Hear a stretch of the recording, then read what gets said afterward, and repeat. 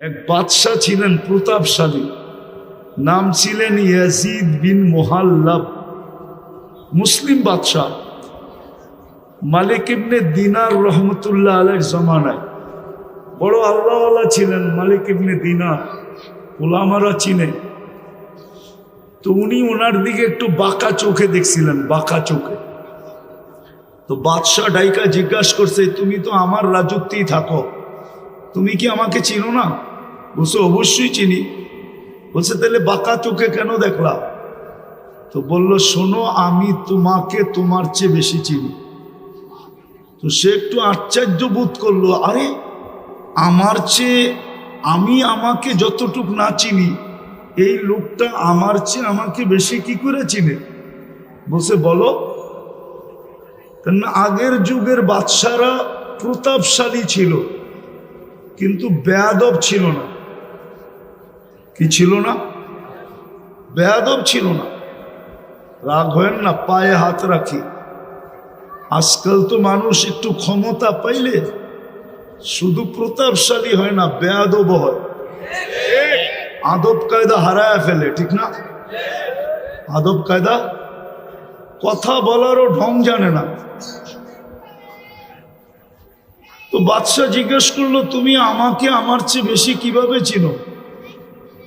তো মালিক ইবনে দিনার রহমতুল্লাহ আলাইহি বলতেছিলেন, আমা কানা আউয়ালুকা নুতফা, তোমার উৎস কি বীর্য ছিল না? তোমার তৈরি তো বীর্য থেকে, ঠিক না? আরে কি সত্য তো? দুর্গন্ধময় নিকৃষ্ট একটা পানি থেকে। তো বলছে বালা, অবশ্যই। বলছে আখেরুকা জিফা, তুমি মরে গেলে ফুলন্ত ফাটন্ত দুর্গন্ধময় একটা লাশ হবে না? বলছে বালা, অবশ্যই। বলছে বাইনাহুমা তাহমিলু কাদিরা, এই দুইয়ের মাঝে তুমি আর আমি একটা পেশাব পায়খানার টুকরি, না টুকরি বোঝেন? টুকরি পেটের ভিতরে কি? আরে বলেন না, পেশাব পায়খানা না, বুড়িতে কি আছে? মনে হয় ভালো ভালো খাওয়ান আছে, পেশাব পায়খানাই তো, ঠিক না? তো মা ইয়াজিদ বিন মুহাল্লাব বলতেছে, আরাফতানি হাক্কা, তুমি আমাকে চিনছো। এই চামচগুলো একটাও আমাকে চিনে না। চামচ চিনেন? রাধা বাদশাদের চতুর্দিকে চামচ থাকে না, চামচ। আরে চামচই কোন, চামচা কইলে আবার খারাপ শোনা যায়। সুন্দর ভাষা ব্যবহার করেন। তো বলে ওরা আমাকে চিনে নাই। আমি বুঝাইতেছিলাম, যেই মানুষটা এত সৃষ্টির ভিতরে এত ঊর্ধ্বে, সে নিশ্চয় কেন জমিনে পা রাখে? যুক্তি তো বলে, তর্ক তো বলে, বিবেক তো বলে, বুদ্ধি তো বলে, এমনকি বিদ্যা পর্যন্ত বলে যে সবচেয়ে পূর্ণতা নিয়ে ওই মানুষটাকে দুনিয়াতে আসা উচিত ছিল। কিন্তু মানুষটা কেন নিশ্চয় আসলো? কেমন নিশ্চয়? ফালা লাকা সিন্নুন তাক্তা, মার পাটের থেকে যখন আসে তো দাঁত থাকে না, কোত্থেকে কাটবে?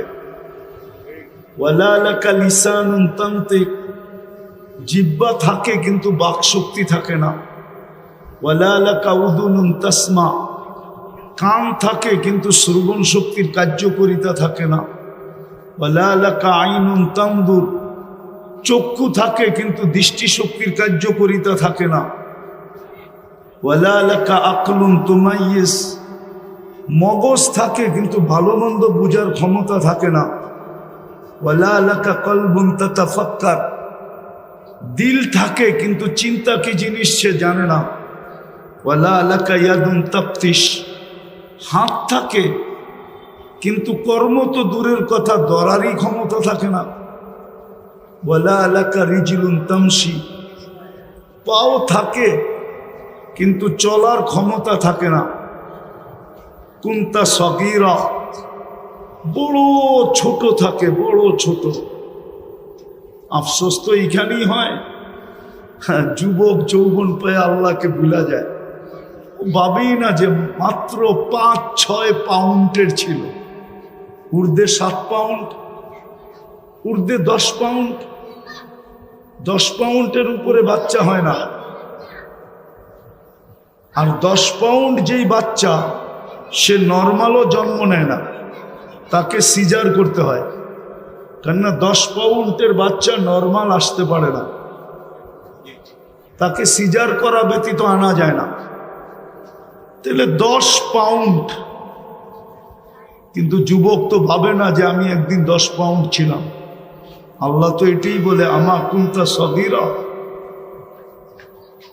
তুই ছোট ছিলি। আমা কুনতা যায়ীফা, তুই কি দুর্বল ছিলি না? মার পেটের থেকে আসে তখন কেমন দুর্বল, কিন্তু বড় হইতে দেরি।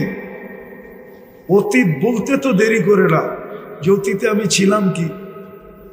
কে আমাকে এত ওজন বানাইলো? 70 কেজির ওজন আমাকে কে বানাইলো 10 পাউন্ড থেকে? এটা তো ভাবে না। তো নিশ্চয়ের চিত্র দেখাইতেছি যে ছোট ছিল কতটুকু, ওয়েট ওজন ছিল কতটুকু, দুর্বল ছিল কেমন। কুনতা জাহিলা, তুমি বড় অজ্ঞ ছিল, অজ্ঞ। এই নিশ্চয় মানুষ কেন আসে? আবারও বলতেছি, অথচ সৃষ্টির সেরা আল্লাহ মানুষকে একটা মেসেজ দিতে চান।